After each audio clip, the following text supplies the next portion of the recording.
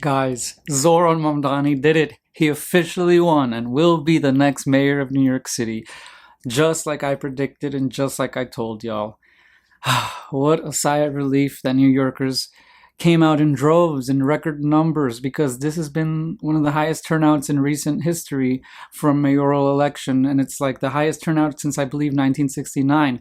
Zohran crossed over 1 million votes, and this is just phenomenal. Especially since you guys know that I've been supporting him when he was polling in single digits back in June, 4 months ago. And now to see him come this far and actually take it and end a political dynasty is truly just one for the books. And I just want to say before I begin this video that if you think he's going to turn New York City into some caliphate or Islamic dictatorship or theocracy, just leave, honestly. Just get out. Because at this point, this is not something that I want to even discuss, or it's not a type of person or mentality that I want to even speak to, because it's just ignorant. And a lot of these people that say these stupid things are not even from New York City and don't even live here. This moment is a celebration. This moment is a victory for progressive politics.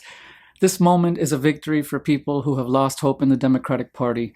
This is a moment and a sign of the times that we are reshaping the Democratic Party. It's no longer the old classic liberal party of yesteryear that included figures like Andrew Cuomo, right? We are now working on making sure the Democratic Party is as left-leaning as possible.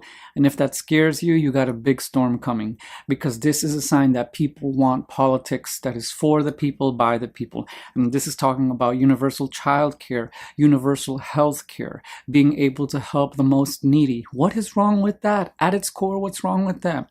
A lot of the countries that we send money to, they have universal health care. They have better systems than we do, and yet we're sending them money. So what is so wrong about us Americans, us New Yorkers, wanting that too? Now, I also want to say that even though I'm very hopeful about his political win, it's important to keep in mind that we also need to be realistic, right? Things are not going to change on day one. Progress takes time, and he also has to work with the governor of New York, the state government, to get some of the things that he wants done passed. And so a lot of people think that now, because he's the mayor, he can just snappy, just change everything. Like, that's not how it works. He still has to work with the governor. He still has to work with the federal government and the state government. So it's very important that we keep this in mind, that these are not considered false promises, but also the fact that you have to give him time and also grace, because not one man can fix all these problems. And if you thought that that's the case, then you're delusional, right?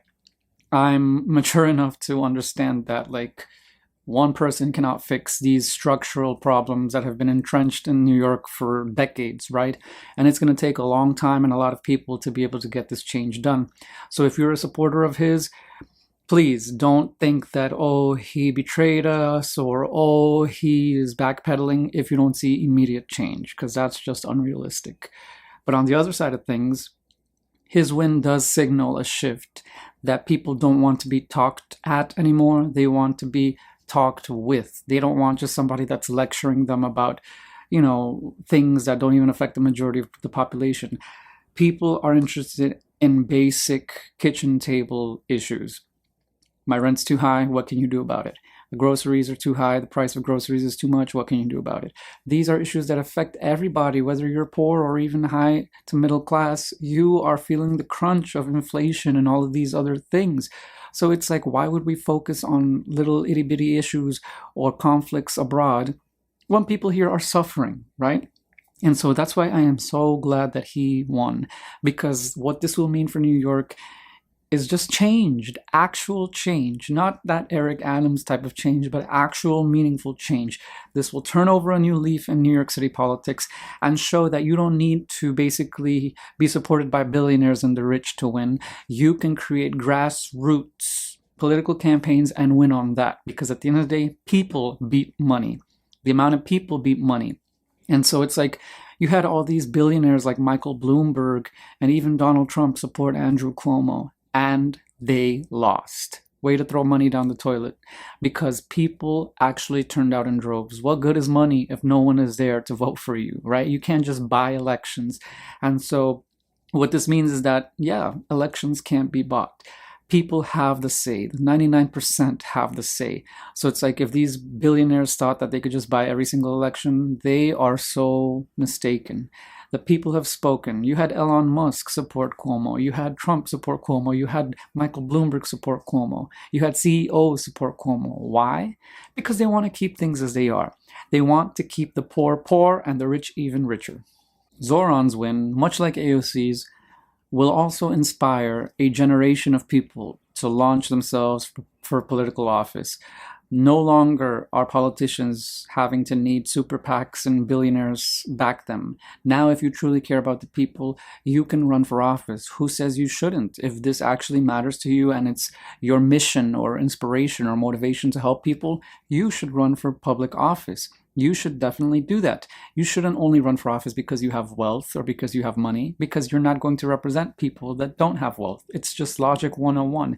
If you were born and raised rich, that empathy for poor people is just not there. And I'm sorry if that's a hot take, but just look at someone like Donald Trump.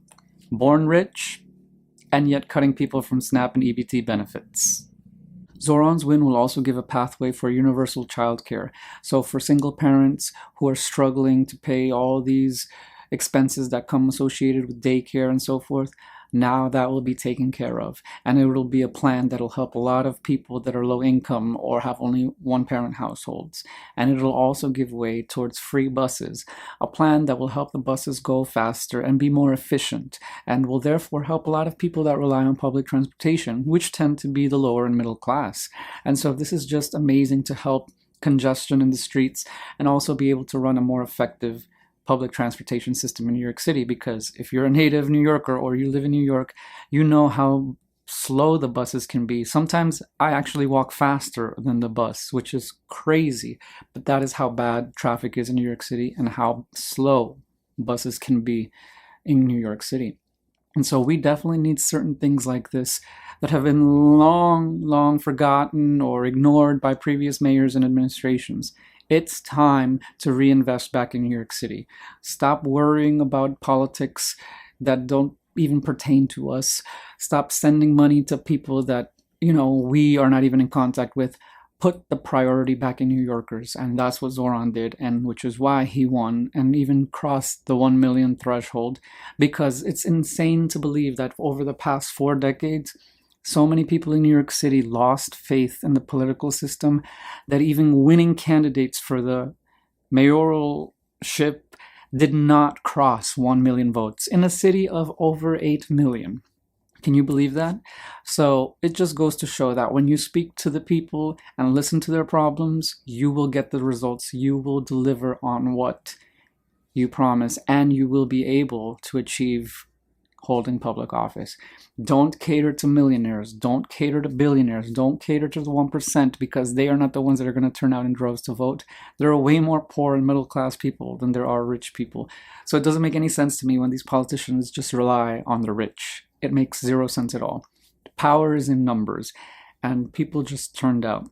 And it is a brand new day for New York City and New York City politics. The political dynasties of yesteryear, such as Cuomo and the Clintons, have been demolished.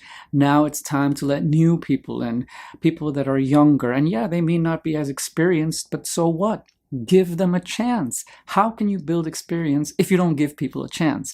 And that's what frustrated me so much about the criticisms of Zohran. It's like he doesn't have experience. He's too young. Well, let him build experience. Let him prove himself. Of course, if he doesn't do a good job in 4 years, we vote him out. That's just how this works. You cannot keep voting the same people for decades and expect different results and expect change. And that's why people who voted for Andrew Cuomo make no sense to me. He was already the governor of New York. He resigned in shame and disgrace. Why would you let him back in political office and hold political office? That makes no sense. Let new people in for a change. Let new people try their ideas and see how it goes. And if it doesn't work, then hey, we can say at least that we tried. Zohran's win will not only change the face of New York City politics as we know it, not only will he inspire a new generation to hold public office, but it will also show nationally the viability of progressive politics. How viable progressive candidates can be, that they can actually win elections, even presidential ones, right? We already saw how close Bernie Sanders was in 2016 against Hillary Clinton. People want this. They want change. And it's time for progressive politics to take hold, because it's clear that MAGA is not working, and it's clear that classic liberalism, such as neoliberalism, did not work and got us into this position in the first place.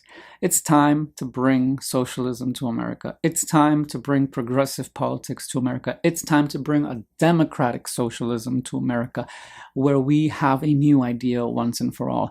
And you're not going to scare people with this McCarthyism, Red Scare, communist talk anymore. No one's falling for that boogeyman anymore. Grow up already. We are adults. It works in Scandinavia and it works in other countries. Stop using Venezuela as an example, which is a dictatorship anyway, as your example of failed socialism. Socialism already exists in the United States through many policies such as Medicaid and food stamps and so forth. You benefit from socialism. We all benefit from socialism. So stop parroting these stupid talking points that it's going to lead into communism and that America is going to be communist.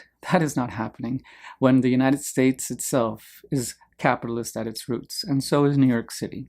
The difference is, though, that the wealth inequality that capitalism has created has led us to this point of extreme poverty or extreme wealth, and people are tired because they're feeling the crunch across the spectrum.